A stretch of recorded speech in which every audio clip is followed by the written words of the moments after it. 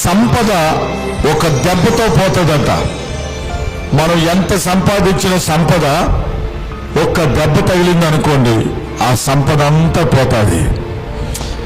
అందము ఒక వ్యాధి వస్తే ఆ వ్యాధితో ఒక్క దెబ్బకది మారిపోతుంది. అదే రీతిగా గౌరవం, మనం సంపాదించుకున్న గౌరవం, ప్రతిష్టలు, ఖ్యాతి అంతా ఒక్క తప్పు చేసామనుకోండి, ఇక ఆ తప్పునే చూస్తారు కళ్ళెత్తి పెట్టి ప్రజలు.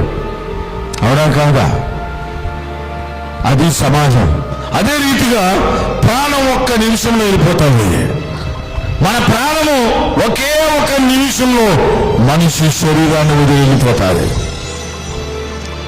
కనుక దేవుడు మాత్రం మనల్ని శాశ్వతంగా విడిచిపెట్టేవారు కాదు. ఆమేన్, హల్లెలూయా. ఎప్పటికైనా మనకు కావాల్సింది దేవుడే మనకు కావాలి.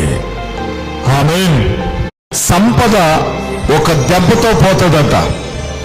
మనం ఎంత సంపాదించిన సంపద ఒక్క దెబ్బ తగిలింది అనుకోండి, ఆ సంపద అంతా పోతుంది. అందము ఒక వ్యాధి వస్తే ఆ వ్యాధితో ఒక్క దెబ్బకది మారిపోతుంది. అదే రీతిగా గౌరవం, మనం సంపాదించుకున్న గౌరవం, ప్రతిష్టలు, ఖ్యాతి అంతా ఒక్క తప్పు చేసామనుకోండి, ఇక ఆ తప్పునే చూస్తారు కళ్ళెత్తి పెట్టి ప్రజలు. అవునా కాదా? అది సమాజం.